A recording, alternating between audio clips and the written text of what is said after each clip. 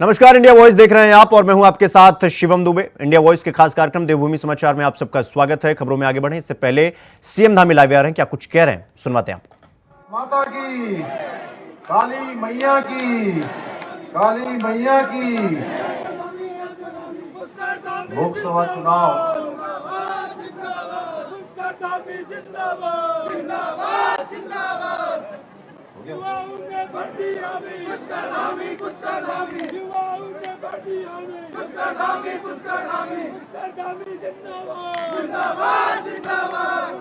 हो गया। धन्यवाद धन्यवाद बहुत धन्यवाद। देघाट की इस जनसभा में हम सब लोग हमारे देश के यशस्वी प्रधानमंत्री मोदी जी को तीसरी बार प्रधानमंत्री बनाने के लिए अपना मत, अपना समर्थन भाई अजय टंटा जी को देने के लिए, अपना आशीर्वाद देने के लिए इतनी बड़ी संख्या में आप सब यहाँ पधारे हैं। और अभी आप सबके समक्ष हमारे इस लोकसभा क्षेत्र के प्रत्याशी, जिनको हमारे प्रधानमंत्री मोदी जी ने आपकी सेवा के लिए फिर से भारतीय जनता पार्टी का प्रत्याशी घोषित किया है, ऐसे हमारे भाई अजय टंटा जी मंच पर आसीन हमारे इस सल्ट क्षेत्र के लोकप्रिय विधायक, जो लगातार इस क्षेत्र को आगे बढ़ाने के लिए काम करते हैं। और सच बताऊं तो वो जो भी बोलते हैं, जैसा अजय टंटा जी बोल रहे थे, वो दिल से बोलते हैं। और मेरे पास भी आते हैं तो कभी भी कोई इधर उधर की बात नहीं करते। जब भी आते हैं कहते हैं भाई साहब मेरे क्षेत्र का ये काम कर दीजिए, यहाँ पेयजल योजना के लिए कर दीजिए, यहाँ मंदिरों के लिए कर दीजिए, यहाँ स्कूलों के लिए करिए, ये सड़क का मेरा ये काम स्वीकृत कर दीजिए, ये बिजली की लाइन लगा दीजिए या ट्रांसफार्मर लगा दीजिए। जब भी आते हैं किसी न किसी काम से, वो अपने क्षेत्र के लिए लगातार प्रयास करते रहते हैं। हमारे लोकप्रिय विधायक आदरणीय महेश जीना जी, और यहाँ की जो हमारा रानीखेत जिला है संगठन की दृष्टि से हमारी मातृशक्ति की प्रतीक हमारी बहन जिला अध्यक्ष लीला बिष्ट जी, और लोकसभा के संयोजक, पूरे लोकसभा का काम जिनको मिला है भाई शिव सिंह बिष्ट जी, जो उत्तराखंड सरकार में हमारे दर्जा मंत्री भी हैं, श्री कैलाश पंत जी जो इसी जनपद के रहने वाले हैं और हमारे बहुत वरिष्ठ नेता हैं, और उत्तराखंड सरकार में आप भी दायित्व में काम कर रहे हैं भाई प्रेम शर्मा जी प्रभारी, पूरन रजवार जी आज के संयोजक जिला महामंत्री, श्री विनोद भट्ट जी, हमारे श्री प्रतीक जीना जी भाई, हमारे सुरेंद्र जीना जी के पुत्र नरेंद्र भंडारी जी, कुंदन लाल जी, भागवत बोरा जी, गुड्डी देवी जी, नरेंद्र बिष्ट जी, हरेश लखेड़ा जी, सभी मंडल अध्यक्ष हमारे, देवी दत्त शर्मा जी, भैरव दत्त ढोंडियाल जी, गौरी दत्त उपाध्याय जी, राधा रमण उपेती जी, अशोक तिवारी जी, हरीश कोटिया जी, विक्रम बिष्ट जी, प्रवीण कुमार जी जिला अध्यक्ष अनुसूचित मोर्चा, वीरेंद्र सिंह जी, रजदीप अपनोई जी, बाला दत्त शर्मा जी, करण जीना जी, नरेंद्र बिष्ट जी, पिंकी करगेती जी जिला पंचायत सदस्य, जिला दिनेश खुलवे जी, सुरेश कड़ाकोटी जी, जिन्होंने मुझे पूरे अपने यहाँ के गांव में ले गए, अपनी दुकान में चाय पिलाई, कई बार हमको जो है अनेक है दाल भात भी खिलाया कई बार। ऐसे सभी मंच पर आसीन हमारे सभी वरिष्ठ नेतागण, सभी पदाधिकारीगण, सभी हमारे जनप्रतिनिधिगण और इस कार्यक्रम में पधारे हमको आशीर्वाद देने के लिए आए हुए मेरे सभी बड़े बुजुर्ग, सभी उपस्थित माताएं, बहनें, सब मेरे नौजवान साथी, जिनका जोश मैं देख रहा हूं, लगातार नारेबाजी कर रहे हैं। जब से मैं हेलीपैड पर आया हूं तब से यहां तक उनका जोश बढ़ता ही जा रहा है।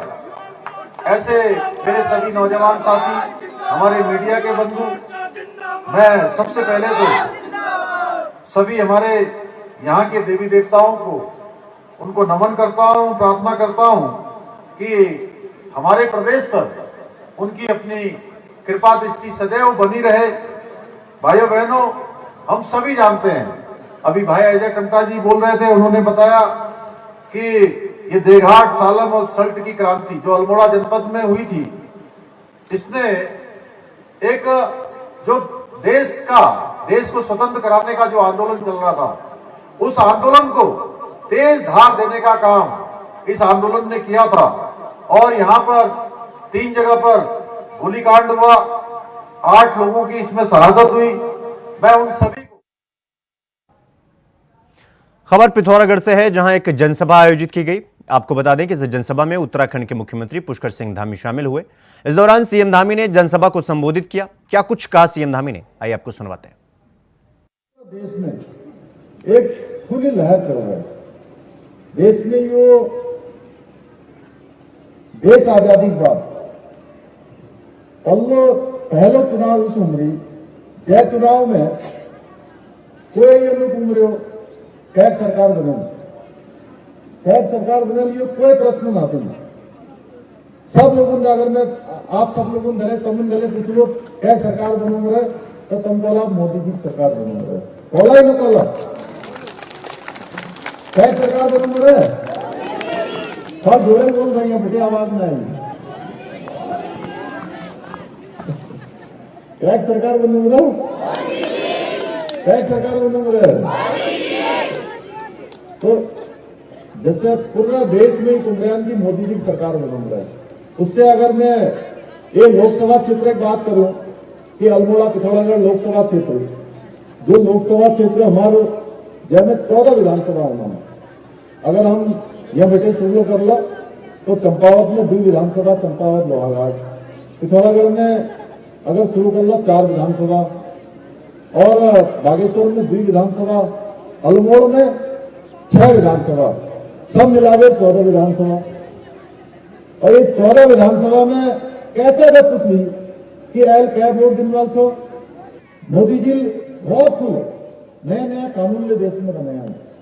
इनमें जैसे हम सब लोग जानते हैं, हमारे हर घर बेटे कोई फौज में थे, कोई बीएसएफ में थे, कोई सीआरपीएफ में थे, कोई आईटीबीपी में थे, सब कोई जम्मू कश्मीर में वहाँ नौकरी करने, वहाँ सीमा में अपन पूरी सेवा करना, वहाँ पंदी को सुन लो 2014 बेटे पंदी, 2019 बेटे पंदी, वहाँ लोगों में जो आतंकवादी, अलगाववादी, जिहादी, उन्होंने ढूंढा हड़ंगा, ढूंढा हड़ाल, कहीं बम खिताल, कहीं के करल। तो मोदी जी ये सब व्यवस्था समाप्त कर दे, और समाप्त क्या करी, धारा 370 जय कारण इन आतंकवादी ताकत मिलेंगे तो पूरे वो कानून बदल दी।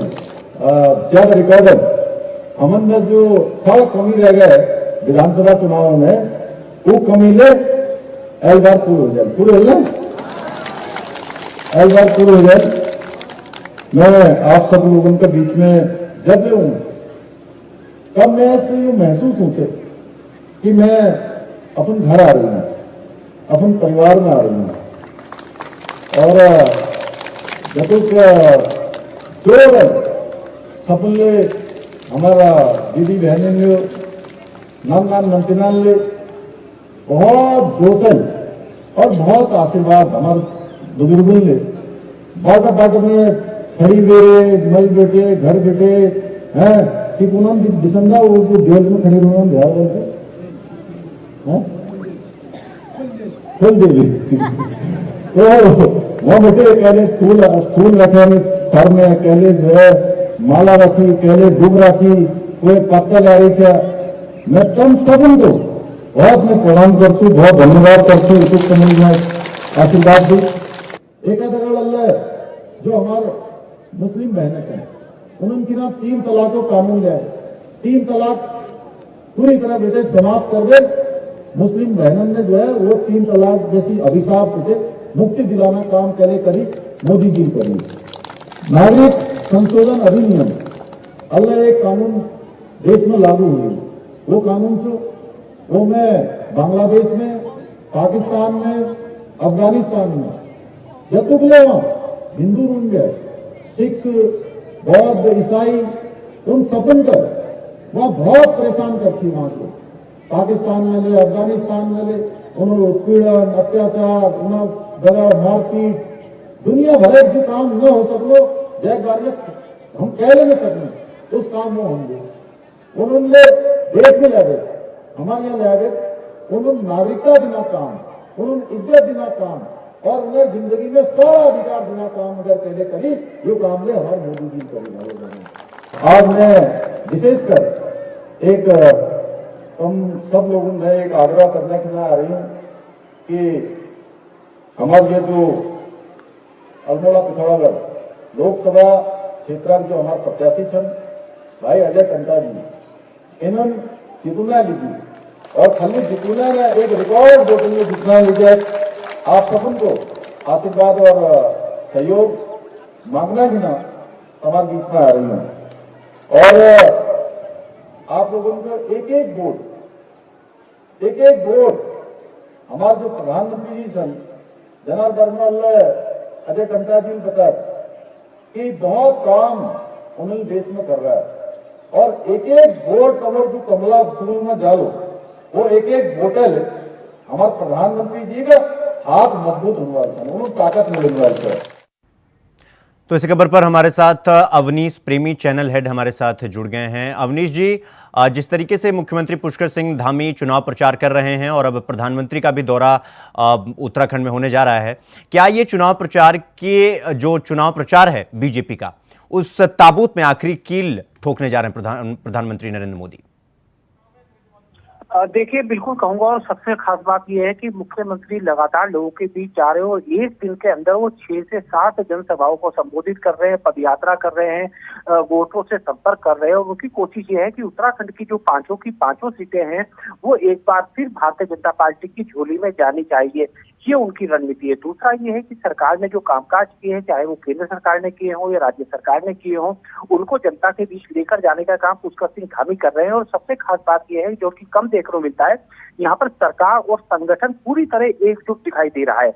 अगर मैं बात करूं आज की, तो आज भी मुख्यमंत्री ने पिथौरागढ़ का दौरा किया है, नाचनी में उन्होंने एक जनसभा को संबोधित किया। उसके बाद जो प्रत्याशी है पिथौरागढ़ के अजय टंटा, उनके समर्थन में उन्होंने लोगों से बातचीत की, संवाद किया और एक तरह से पदयात्रा उन्होंने की। इसके साथ साथ अल्मोड़ा में वो जनसभा को संबोधित कर रहे हैं। तो लगातार उनकी कोशिश ये है कि कोई भी विधानसभा ऐसी ना हो जहां पर वो पब्लिक के बीच ना जाए। अगर हम मुख्यमंत्री की बात कर रहे हैं तो लगातार वो जनसभाएं भी कर रहे हैं और आज भी कम से 6 से 7 जनसभाएं उन्होंने की हैं और लगातार उनके प्रोग्राम आगे के बने हुए हैं। उसी तरह मैं बात करूं संगठन की, तो संगठन के जो प्रदेश अध्यक्ष हैं महेंद्र भट्ट, उन्होंने आज हरिद्वार में वो हैं और लगातार वो भी जनसंपर्क अभियान चला रहे हैं, बातचीत कर रहे हैं। जनसंपर्क अभियान के दौरान पब्लिक की राय जानने की कोशिश कर रहे हैं। ये बात होगी तो हम ये कह सकते हैं कि मुख्यमंत्री पूरी तरह मुस्तैद हैं और उनकी यही कोशिश है कि एक बार फिर प्रधानमंत्री की जो कुर्सी है उस पर नरेंद्र मोदी बैठे और उत्तराखंड की पांचों सीटें एक तरह से उनकी झोली में जाएं। दूसरा मैं आपको ये भी बता दूं कि अगर हम उत्तराखंड की बात करें तो उत्तराखंड पर सबकी नजरें हैं, क्योंकि जो पूरी लोकसभा सीट है वहां से अनिल बलूनी एक तरह से मैदान में हैं, बीजेपी के उम्मीदवार हैं और बीजेपी के राष्ट्रीय प्रवक्ता वो हैं। तो कहीं ना कहीं सबकी निगाहें उस सीट पर भी हैं। अगर हम आज बलूनी की बात करें तो अनिल बलूनी ने भी लगातार पूरे इलाके में जनसंपर्क अभियान चलाया है। जी अवनीश जी, बहुत बहुत धन्यवाद आपका हमारे साथ जुड़ने के लिए और जानकारी साझा करने के लिए। तो उत्तराखंड में प्रदेश कांग्रेस कमेटी में कुछ ठीक नहीं चल रहा है। आपको बता दें कि कांग्रेस के नेताओं और कार्यकर्ताओं का यह आरोप है कि मुख्य चेहरे को छोड़कर संगठन अपने चहेतों को जिम्मेदारी सौंप रहा है।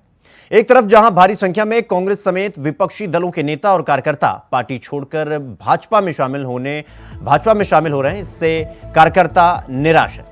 तो वहीं संगठन तौर पर भी कांग्रेस के नेताओं और कार्यकर्ताओं में निराशा नजर आ रहा है।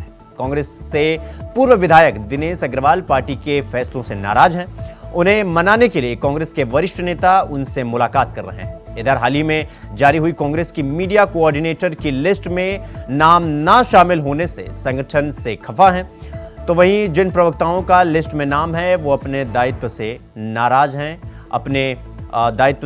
साथ ही कांग्रेस के प्रदेश उपाध्यक्ष मथुरा दत्त जोशी इसे पारिवारिक मामला बता रहे हैं। वहीं कांग्रेस की प्रदेश प्रवक्ता डॉक्टर प्रतिमा सिंह ने प्रतिभा और पार्टी के प्रति समर्पण होने के बावजूद भी लिस्ट से खफा है।